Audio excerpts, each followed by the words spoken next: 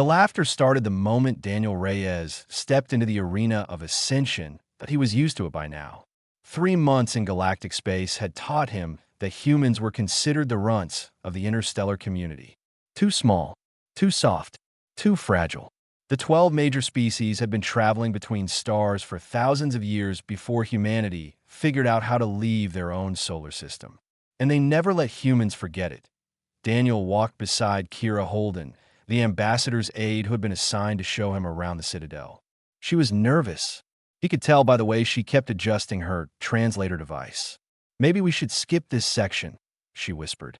"The trials are a sensitive topic for some species." "I want to see it," Daniel said. The arena of ascension was enormous. Stone walls rose 50 meters high, carved with the names of warriors who had proven themselves worthy over 3,000 years of competition. At the center of the arena floor sat a circular vault made of black metal that seemed to absorb light rather than reflect it. The Vault of Burdens. Hundreds of aliens filled the viewing galleries. Grelics with their massive frames and tusked faces. Slim Mithrani with silver skin and 4 arms. Armored Vorath who moved like walking tanks. And dozens of other species Daniel could not yet name. High Arbiter Selin stood near the vault. She was ancient even by Mithrani standards. Her silver skin faded to pale gray, her 4 hands folded in front of her ceremonial robes. When she saw the humans approaching, her expression shifted to something between curiosity and pity. "Welcome to the Citadel," she said. "You are the first humans to witness the Vault of Burdens. I hope you find our traditions educational." "What exactly are the trials?" Daniel asked. Selin gestured toward the vault. "Inside rest the gravity blades, weapons forged in the hearts of dying stars. Each blade contains compressed stellar matter at its core, generating its own gravitational field. To lift one is to fight against the weight of a collapsed sun." Daniel walked closer to the vault. Through the gaps in the metal cage, he could see them, 2 blades resting on stone pedestals.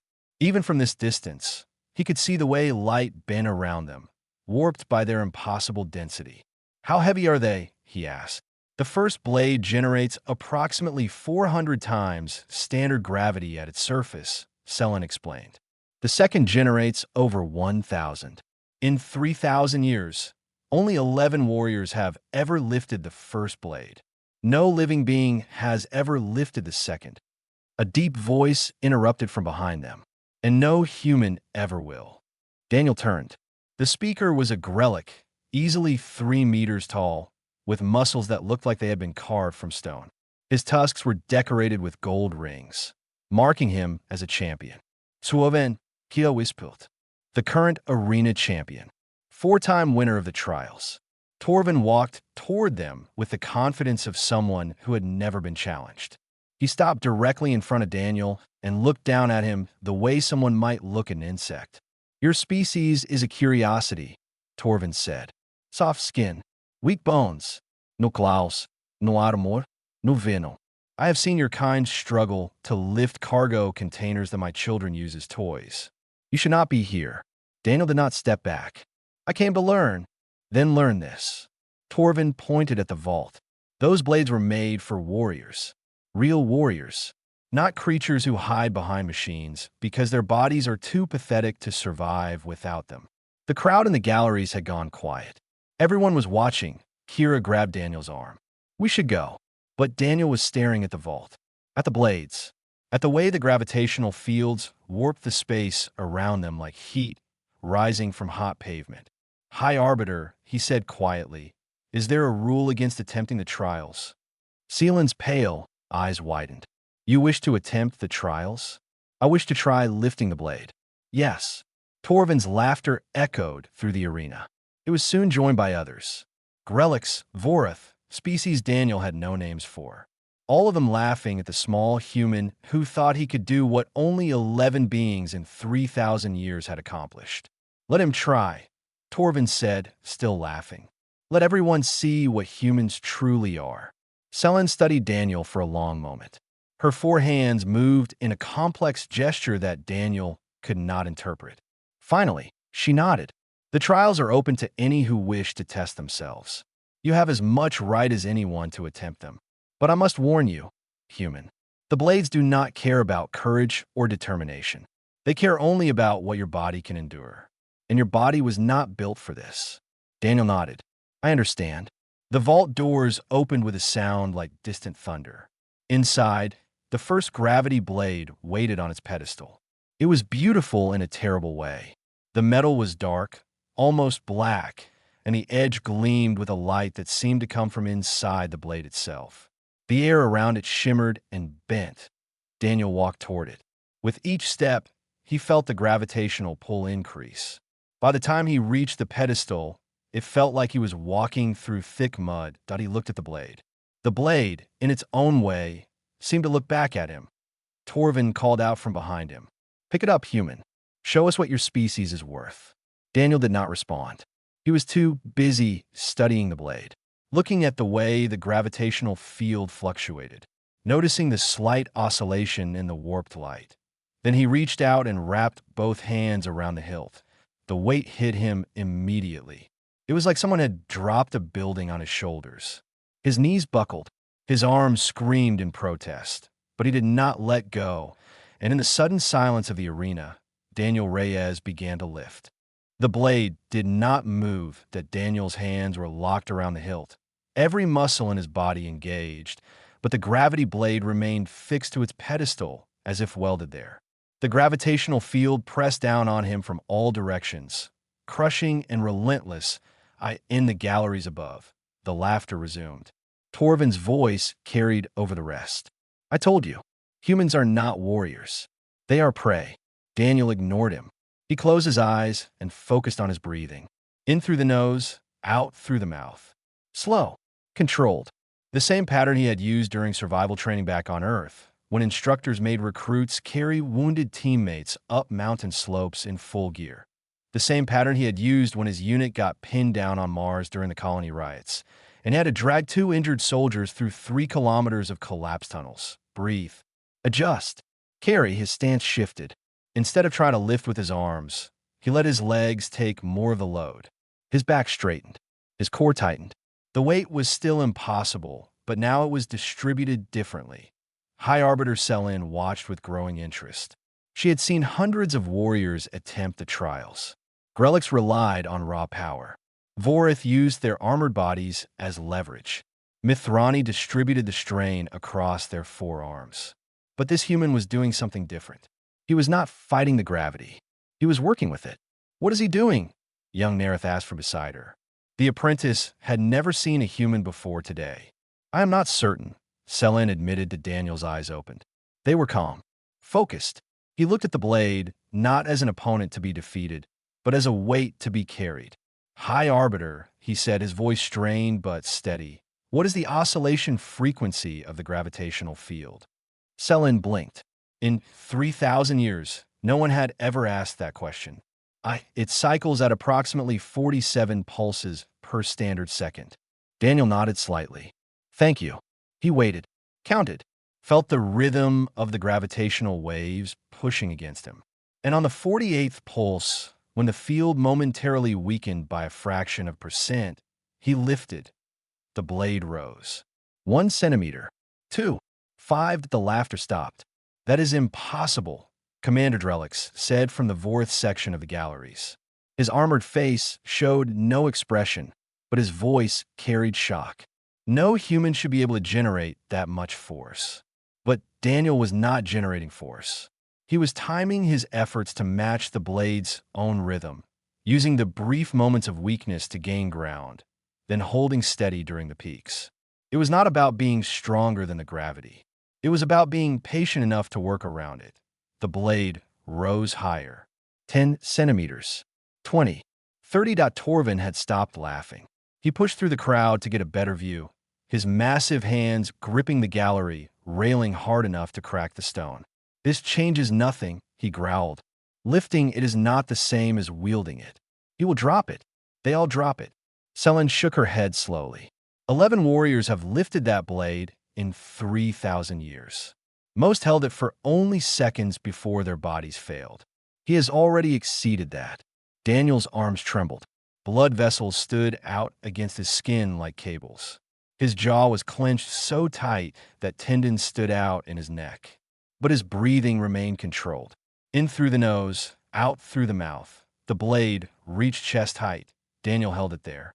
The gravitational field roared around him, warping light and sound, trying to crush him into the floor. But he stood firm.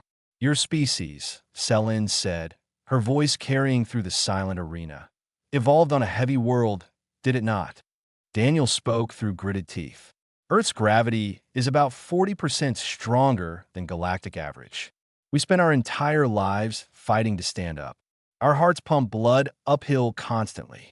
Our muscles work every second just to keep us from collapsing. He paused, adjusted his grip, continued. Other species see that as a weakness. They think it makes us fragile.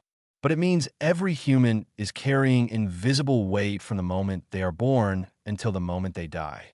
He took a breath, let out slowly. We do not need to be the strongest. We just need to keep carrying. With careful, controlled movements, Daniel lowered the blade back to its pedestal. The moment it touched stone, the gravitational pressure released. Daniel stepped back, his body shaking but upright. The arena remained silent. Selin descended from her viewing platform, her four hands moving in gestures of respect that had not been used in centuries. She stopped in front of Daniel and studied him with new eyes. In 3,000 years, only 11 warriors have lifted the first blade. You are the 12th. She paused. Do you require rest before leaving? Daniel looked past her, toward the second pedestal, toward the darker blade that rested there, surrounded by a gravitational field so intense that the air itself seemed to bend around it. What about that one? He asked. Selin followed his gaze. Her expression shifted to something between concern and fascination. The blade of collapsed suns, forged from the core of a dying star, generates over 1,000 times standard gravity. No living being in recorded history has ever lifted it. Daniel nodded slowly. His body ached. His muscles screamed. Every instinct told him to stop, to rest, to accept this victory and walk away. But someone had told him it was impossible, and Daniel Reyes had never been good at accepting that. I would like to try, he said. The arena erupted into chaos. Torvin was the first to reach the arena floor. The Grelic champion vaulted over the gallery railing and landed with a thud that shook the stone beneath Daniel's feet. He crossed the distance between them in 3 massive strides and stopped close enough that Daniel could smell the metallic scent of his breath. This is an insult, Torvin snarled. The second blade is sacred. Warriors spend their entire lives preparing for the chance to attempt it. You cannot simply walk in and demand a trial. I am not demanding anything, Daniel said calmly. I am asking. The answer is no. High Arbiter Selin raised one of her 4 hands. The answer is not yours to give, champion. The trials belong to all who meet the requirements. What requirements? Torvin spun to face her. He is not a warrior. He has no standing. He has not proven himself in combat. He has lifted the first blade. That is the only requirement for attempting the second. Sealan's voice was patient but firm. I have consulted the ancient texts. There is no rule against what he asks. Commander Drelix descended from the Vorth galleries, his heavy armored form moving with surprising grace. This is unprecedented. No species has ever attempted both blades in a single session. The physical strain alone would kill most beings. Then let it kill him, Torvin said. Let everyone see what happens when a species reaches beyond its grasp. Kira Holden pushed through the crowd. Her face was pale with worry. Daniel, please. You proved your point. You lifted the blade. No one expected that. But this. She gestured at the second blade, barely visible through the warped air around it. This is suicide. Daniel looked at her, then at Torvin, then at the gathered aliens who had spent the last hour laughing at humanity's weakness. What do you think would happen, he said quietly, if I walked away now? Kira hesitated. They would remember that a human lifted one blade, Daniel continued. And they would remember that the same human was too weak, too tired, too afraid to even try the second. Every species here would go home with the same story. Humans can achieve something remarkable, but only barely. Only once. Only if they stop before the real challenge begins. He turned back to the vault. I did not come here to prove that humans can almost do something. I came to find out what we are capable of. Selin studied him with those ancient pale eyes. You understand that failure likely means death? The gravitational field of the second blade has crushed warriors far stronger than you. I understand. And you still wish to attempt it. Daniel nodded. Selin was silent for a long moment. Then she made a gesture that Daniel had never seen before. It looked almost like respect. Very well. The second trial is granted. Torvin roared in frustration. This is a mockery of everything the trials represent. No, Selin said. This is exactly what the trials represent. The willingness to test oneself against impossible odds. The courage to face failure and death in pursuit of something greater. She looked at the Grelic champion. When did you last show such courage, Torvin? When did you last attempt something you might not survive? Torvin had no answer. Daniel walked toward the second pedestal. With each step, the pressure increased. By the time he was halfway there, he felt like he was walking through liquid concrete. By the time he reached the blade, he could barely lift his arms. The blade of collapsed suns was beautiful. Darker than the first, almost like looking into a hole in reality. The edge seemed to glow with captured starlight, and the gravitational field around it was so intense that Daniel could feel it pulling at his organs, trying to drag everything inside him toward the blade's core. He stood there for a moment, just breathing, feeling the weight, understanding it. Young Nerith leaned toward Selin. Will he die? Probably, Selin admitted. But watch carefully. We may never see anything like this again. Daniel placed his hands on the hilt. The effect was immediate and devastating. The first blade had been heavy. This was something else entirely. This was being buried alive. This was being crushed at the bottom of an ocean. This was every moment of exhaustion and pain Daniel had ever felt in his life, concentrated into a single point. His knees buckled. His arms dropped. His entire body screamed at him to let go, to step back, to survive. But Daniel Reyes had carried weight before. He had carried his wounded squad leader across 12 kilometers of Martian desert when the transport crashed. He had carried the guilt of the friends he lost in the war.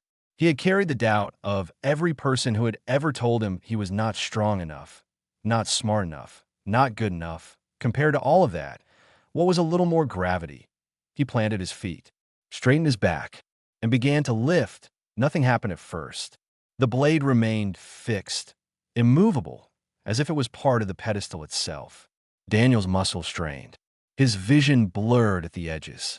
Blood pounded in his ears, 0.1 centimeter. The crowd gasped. 0.1 centimeter was more than anyone had ever managed. 1 centimeter was a miracle, but Daniel was not finished. He found a rhythm again. The oscillation of the field. The brief moments of weakness between the crushing waves of gravity. He timed his efforts, pushing when the field ebbed, holding when it surged. 0.2 centimeters. 3. 5. The blade of collapsed suns began to rise. And in the galleries above, for the first time in 3,000 years, the arena fell completely silent. Time lost meaning in the vault. Daniel did not know if he had been standing there for minutes or hours.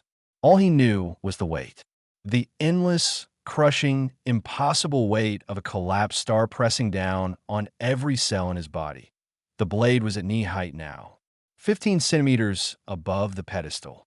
Such a small distance. Such an eternity to achieve. His hands had gone numb long ago. His arms felt like they had been filled with molten lead.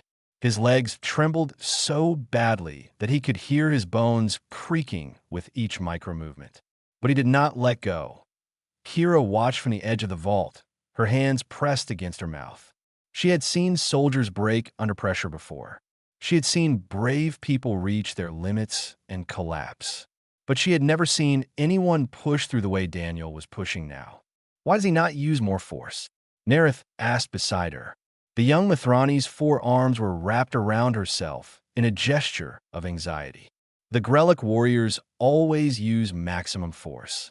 They roar and strain and throw everything they have at the blade. And they fail, Selin said quietly. Every single one of them fails. Because the blade cannot be overpowered. It can only be carried. I do not understand. Selen pointed at Daniel. Watch his breathing. Watch his stance. He is not trying to defeat the blade. He is trying to support it. To bear its weight the way one might bear the weight of a sleeping child or an injured friend. Not fighting against it. Simply carrying. The blade rose another centimeter that Daniel's vision had narrowed to a tunnel. He could see nothing except the dark metal in his hands and the faint glow of starlight along its edge. His ears were filled with the sound of his own heartbeat, pounding so hard that he thought it might burst through his chest. But beneath the pain, beneath the exhaustion, beneath the screaming protests of his body, there was something else. A quiet voice that had been with him since childhood. The voice that had told him to get up when he fell off his bicycle. The voice that had pushed him through basic training when everyone said he was too small to be a soldier. The voice that had kept him moving through the Martian desert when every logical part of his brain said to lie down and die. Keep going. Keep carrying. One more step. One more breath. One more moment. 20 centimeters. Torvin had moved to the front of the crowd. His massive hands were clenched at his sides, and his face showed an expression that Daniel would not have recognized even if he could see it. It was not anger. It was not contempt. That it was fear. Fear that everything he believed about strength and power was wrong. Fear that this small, soft, fragile creature was redefining what it meant to be strong. Stop him, Torvin growled. He will kill himself. He has that right, Commander Drelix said. The Vorith had removed his helmet, revealing a scarred face that had seen 100 battles. Any warrior who attempts the trials accepts the risk of death. It is not our place to deny him that choice. He is not a warrior. No. Then what would you call someone who faces impossible odds, knows they might die, and chooses to continue anyway? Drelix turned to look at Torvin. I have fought beside many species in my lifetime.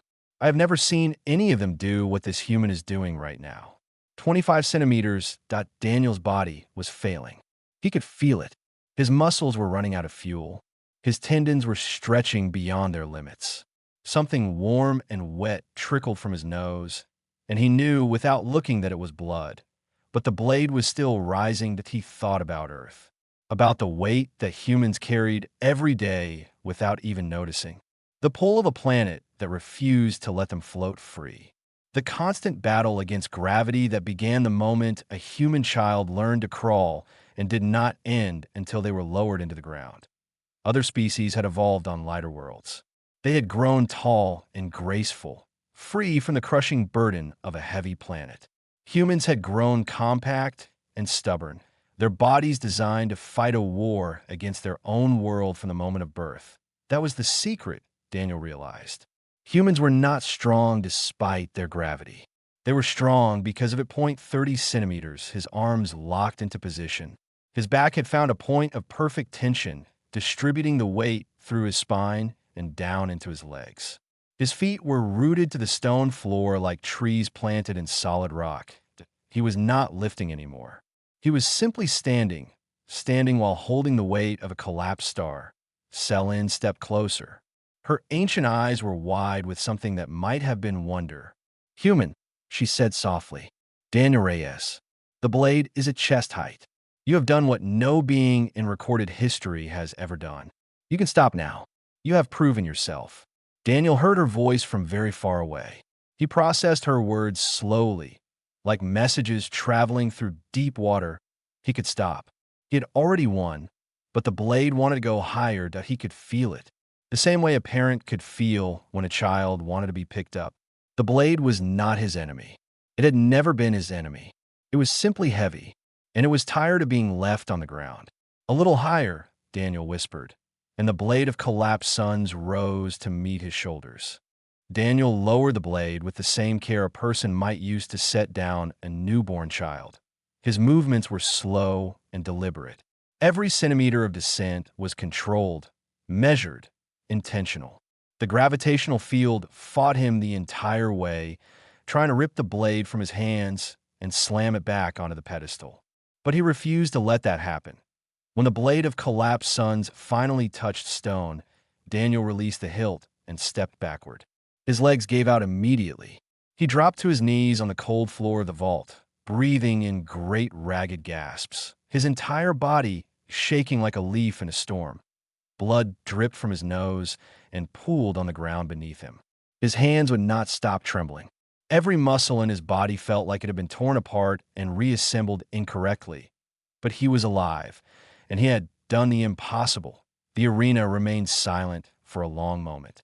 Then, slowly, sound began to filter back in. Whispered conversations, shocked exclamations, the shuffle of hundreds of feet as beings leaned forward to get a better view of the human kneeling on the vault floor. Torvin was the first to move. The Grella champion pushed through the crowd and walked toward Daniel. His footsteps echoed in the vast space. When he reached the human, he stopped and looked down at him with an expression that no one in the arena had ever seen on his face before. The IT was humility. "How heavy is your world?" Torvin asked. Daniel looked up at him. It took a moment to find his voice. "About 9.8 meters per second squared. Standard Earth gravity." Torvin frowned. "I do not know what that means in comparison to other worlds." "It means," Selin said, approaching from behind, "that Earth's gravitational pull is approximately 39% stronger than the galactic average for inhabited planets. Most sentient species evolved on worlds with surface gravity between 5 and 7 meters per second squared. Humans developed under conditions that would be considered punishing by galactic standards." Torvin processed this information. His massive hands opened and closed at his sides. "Every day of your life," he said slowly, "you have been carrying more weight than most species ever experience, simply by existing." Daniel nodded weakly. "We do not think about it. It is just normal for us. The way things are. The way things are." Torvin's voice was quiet, almost wondering. "For my people, strength is measured by what we can lift in a single moment. The greatest warriors can move mountains for an instant, but we cannot sustain it. We burn bright and then we rest." He looked at Daniel with new eyes. "Your people burn low, but you never stop burning." Torvin reached up and unclasped something from around his neck. It was a thick chain holding a medal of beaten gold, the symbol of the arena champion, the mark of the greatest warrior in all 12 species. That he held it out toward Daniel. "I cannot accept that," Daniel said immediately. "I did not win the trials. I only lifted the blades." "You lifted both blades," Torvin corrected. "Something no being has ever done. Something I could never do, no matter how many years I train. You have earned this. But I'm not a warrior. Not like you." Torvin laughed. It was not a mocking sound this time. It was genuine, almost warm. "You say that while kneeling in blood on the floor of the Vault of Burdens. You say that after carrying a weight that would have crushed me like an insect." He shook his head. "I have been champion for 12 years. In that time, I have faced hundreds of challengers. I have broken bones and torn muscles and pushed my body beyond its limits more times than I can count. And never, not once, have I done anything as brave as what you just did." He pressed the medal into Daniel's trembling hands. "I'm not giving you this because you are stronger than me. I am giving you this because you have shown me what strength truly means." Kira rushed forward and knelt beside Daniel, checking his vital signs, calling for medical assistance. Aliens from a dozen different species crowded around, their voices a mix of languages that his translator struggled to process. But through it all, Daniel's eyes stayed fixed on Torvin. "I did not come here to take anything from you," he said quietly. "I just wanted to know if it was possible." Torvin nodded slowly.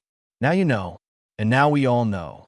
He straightened to his full height and looked out at the gathered crowd. "Remember this day. Remember what you saw. The smallest species in the galactic community just carried more weight than any of us." He turned back to Daniel. "What will you do with that knowledge, human? What will your people do now that they know they can carry anything?" Daniel did not have an answer. Not yet. But as the medical teams arrived and began treating his injuries, as the crowd dispersed into 1,000 heated conversations about what they had witnessed, as the weight of the blades finally faded from his bones, he began to understand something. This was only the beginning. The emergency council convened in the Chamber of Arbiters 3 hours after Daniel collapsed in the vault. Representatives from all 12 major species sat in a circle around a central platform, where holographic displays showed footage of what had happened. The same images played over and over. A small human lifting a blade that no one had ever lifted before. A small human doing the impossible. This changes nothing, one of the Grelic elders insisted. A single feat does not make humans worthy of elevated status. A single feat. Commander Drelix leaned forward in his seat.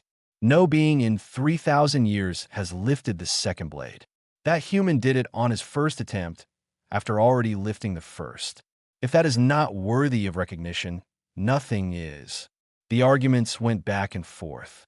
Some demanded that Daniel's achievement be invalidated on technical grounds. Others insisted it be recognized and celebrated. A few suggested that humans should be immediately promoted to full membership in the Galactic Council. High Arbiter Selin listened to all of it in silence. She had been keeper of the trials for 200 years. She had watched warriors from every species attempt the blades and fail. She had seen champions humbled and legends made. But she had never seen anything like what Daniel Reyes had done, and she suspected the human himself did not fully understand what it meant. The chamber doors opened. Daniel walked in slowly, supported on one side by Kira Holden. His face was pale. Bandages covered his arms where blood vessels had burst under the strain. But he was on his feet. The argument stopped immediately. Human, one of the Mithrani delegates, said carefully, "You should be resting. Your injuries were severe." "I know." Daniel's voice was hoarse. "But I heard there was a debate about what happened. I wanted to speak." Selin gestured toward the center of the chamber. "You have that right. Speak." Daniel limped to the platform. He stood there for a moment, looking at the holographic images of himself, watching the moment when he lifted the second blade play over and over. "I did not come to your citadel seeking glory," he said finally. "I did not come here to prove that humans are better than anyone else. I came because someone told me it was impossible, and I wanted to know if that was true." He paused, let out a breath. "Now I know it was not impossible. It was just difficult. And difficult things are what humans do." "You speak of difficulty," the Grelic elder said, "but you make it sound simple, as if anyone could do what you did." "Anyone could," Daniel said, "given enough time, given enough training, given the willingness to try and fail and try again." He looked around the chamber. "That is not unique to humans. Every species here has achieved things that seemed impossible when they started. Every species here has carried burdens that should have crushed them." He pointed at the holographic display. "The only difference is that we have been carrying ours longer. That is all. There is no magic, no secret, just a heavy world that taught us not to give up." Selin stood from her seat. "And what would you ask of this council, Daniel Reyes? What recognition do you seek?" Daniel was quiet for a moment. When he spoke, his words surprised everyone. "I do not want recognition. I do not want titles or status or special treatment for humanity." He looked at Selin directly. "I want the opposite." The chamber fell silent. "I want humans to be allowed to participate in future trials," Daniel continued. "Not as challengers seeking to prove our worth, but as witnesses, as students. I want us to watch and learn from the strength of other species, the way they have watched and learned from each other for 3,000 years. You want to watch?" The Grelic elder sounded confused. "Yes." Daniel nodded slowly. "The greatest burden humans have learned to carry is not physical. It is the weight of our own potential. We spend so much time trying to prove ourselves that we forget to learn from those who came before us." He looked around the chamber at the confused, intrigued, suspicious faces. "You have all been traveling the stars for millennia. You have wisdom and experience that my species can barely imagine. Let us learn from you. Let us carry that knowledge back to our people. That is worth more than any title." The council debated for another hour, but in the end, the decision was unanimous. Humans would be welcomed at future trials, not as champions, but as observers, as students, as members of a galactic community that was slowly learning to see them differently. Afterward, as Daniel walked toward the starport to begin the journey home, a small figure ran to catch up with him. Young Nareth, the Mithrani apprentice, stopped in front of him and looked up with curious eyes. "May I ask you something?" the apprentice said. Daniel nodded. When you first approached the blades, before you knew if you could lift them, you smiled. Why? Daniel considered the question.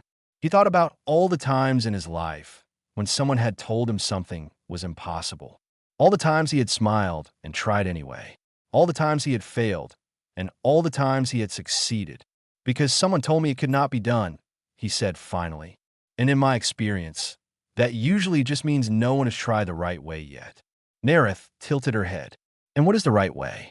Daniel looked back at the citadel, at the arena where he had carried the weight of stars, at the place where everything had changed. Keep going, he said. Keep carrying. One more step, one more breath, one more moment. He turned and walked into the starport. His shoulders were straight. His steps were steady. He carried nothing visible, but he bore the weight of a species that had finally been seen for what they truly were. Not the weakest beings in the galaxy, just the ones who never stopped carrying.